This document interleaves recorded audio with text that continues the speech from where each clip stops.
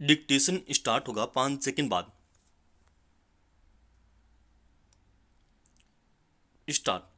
दिल्ली सरकार और उपराज्यपाल के बीच तकरार पुरानी है। दोनों के बीच जब जब नए विवाद उठ खड़े होते हैं। पिछले वर्ष दिल्ली नगर निगम यानी एमडीसी के चुनाव में एल्डरमैन यानी विशेषज्ञ सदस्यों की नामित करने के मुद्दे पर खड़ा हुआ विवाद इसी की एक कड़ी था। उपराज्यपाल ने 10 सदस्य नामित किए थे, जिन्हें लेकर आम आदमी पार्टी ने एतराज जताया था कि ये सभी सदस्य भाजपा से संबंध हैं और एमडीसी के जोनों में मतदान कर चुनी हुई एमडीसी का गणित खराब कर सकते हैं। मामला सर्वोच्च न्यायालय में पहुंचा था। चुनौती दी गई थी कि उपराज्यपाल बिना दिल्ली सरकार के मंत्रिमंडल से सलाह किए सदस्यों को नामित नहीं कर सकते। तब अदालत ने नामित सदस्यों को मतदान करने से रोक दिया था, पर यह आशंका जताई थी कि उपराज्यपाल द्वारा नामित सदस्य निर्वाचित एमडीसी को अस्थिर कर सकते हैं। तब लगा था कि फैसला दिल्ली सरकार के पक्ष में आएगा, मगर अब सर्वोच्च न्यायालय ने साफ कर दिया है कि उपराज्यपाल बिना मंत्रिमंडल की सलाह के सदस्यों को नामित कर सकते हैं। यह मामला कार्यकारी फैसलों की प्रकृति का नहीं है। पिछले एमसीडी चुनाव में आम आदमी पार्टी ने 250 में से 134 सीटें जीती थी। भाजपा को 104 सीटों पर कामयाबी मिली थी।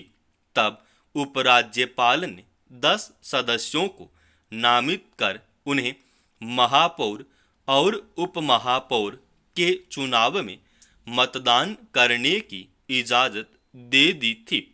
इस तरह गड़बड़ी करके भाजपा के अपने महापौर बनाने की कोशिश की आशंका जताई जाने लगी थी। ऐसा चंडीगढ़ नगर निगम में भाजपा पहले कर चुकी थी। फिर नामित सदस्यों के मताधिकार और उपराज्यपाल द्वारा सदस्यों को नामित करने के अधिकार को लेकर सवाल उठने शुरू हो गए थे। नियम के मुताबिक नामित सदस्य एमसीडी जोनों के चेयरमैन के चुनाव में हिस्सा ले सकते हैं। इससे कुछ जोनों में आम आदमी पार्टी का गणित गड़बड़ हो रहा था। अब सर्वोच्च न्यायालय के फैसले के बाद आम आदमी पार्टी उपराज्यपाल के अधिकारों को चुनौती नहीं दे सकती। हालांकि चुनावी गणित और अधिकारों की जंग में यह सवाल अपनी जगह है कि आखिर सदस्यों को नामित करने की प्रक्रिया में लोकतांत्रिक मूल्यों का कितना ध्यान रखा जाता है। एमसीडी में 10 सदस्यों को नामित करने का प्रावधान इस मकसद से किया गया था कि इस तरह कुछ विशेषज्ञों को निगम में रखा जा सकेगा ताकि उनके अनुभवों का लाभ मिल सके।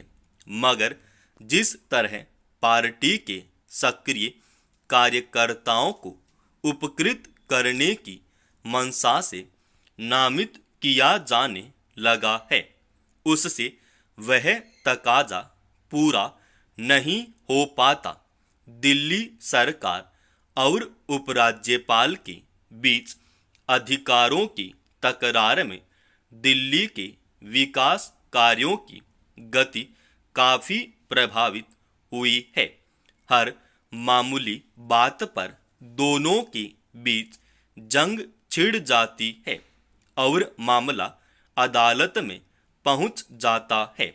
कई बार उपराज्यपाल दिल्ली मंत्रिमंडल के फैसलों या मंत्रियों की सिफारिशों को रद्द कर या टाल देते हैं। इस तरह बहुत सारे काम रुक जाते हैं। जब से केंद्र सरकार ने दिल्ली की निर्वाचित सरकार के बजाय उपराज्यपाल के अधिकारों को ऊपर रखने का कानून बना दिया है, तब से यह स्पष्ट हो चुका है कि केंद्र सरकार खुद दिल्ली के सरकारी कामकाज में हस्तक्षेप करती है। अब आम लोग इस तनातनी से ऊब चुके हैं और उन्हें बुनियादी समस्याओं के निपटारे की आस है। बांग्लादेश में पिछले कुछ समय से छात्र आंदोलन के दौरान सरकार के रुख और सुरक्षा बलों की कार्रवाई में कई सौ लोग मारे गए। इसके खिलाफ उभरे जन आक्रोश को देखते हुए इसकी आशंका पहले से बन रही थी कि वहां अब कुछ भी हो सकता है। यह सच है कि पुलिस और सुरक्षा बलों की सख्त कार्रवाई की वजह से ही प्रदर्शनकारियों के भीतर गुस्सा इस हद तक भड़क गया था कि भीड़ ने प्रधानमंत्री आवास तक पर कब्जा कर लिया और सेना को हालात संभालने का आश्वासन देना पड़ा। लगातार बिगड़ते हालात के बीच मजबूरन शेख हसीना को देश छोड़ना पड़ा। निश्चित रूप से हिंसा और अराजकता किसी भी समस्या का समाधान नहीं है, मगर शेख हसीना सरकार के रवैये से साफ था कि जनता के बीच बढ़ते असंतोष से निपटने को लेकर उसमें दूरदर्शिता नहीं थी और लगातार ऐसे फैसले लिए जा रहे थे जो सरकारी तानाशाही के सूचक थे। ऐसे में जन आक्रोश के कारण समझे जा सकते हैं। आरक्षण के मसले पर उभरे छात्र आंदोलन को बांग्लादेश के मौजूदा हालात का एक तात्कालिक कारण जरूर माना जा सकता है, मगर इसकी पृष्ठभूमि लंबे समय से बन रही थी। शेख हसीना 2009 से लगातार सत्ता में कायम हैं और पिछला चुनाव उन्होंने विपक्षी दलों के बहिष्कार के बीच जीता। इसके अलावा उन पर सरकारी संस्थाओं के दुरुपयोग और सत्ता की ताकत से विरोध का दमन करने और विपक्षी कार्यकर्ताओं की हत्या कराने तक के आरोप लगते रहे हैं। जाहिर है, लोकतंत्र के खिलाफ उनकी सरकार के रुख पर आम जनता के बीच फैले आक्रोश की ठोस वजहें रहीं, मगर प्रदर्शनकारियों के हिंसक होने और प्रधानमंत्री आवास तक पर धावा बोलने की घटना दक्षिण एशिया में सत्ता के खिलाफ आम लोगों के अराजक हो जाने की बढ़ती प्रवृत्ति को ही दर्शाता है।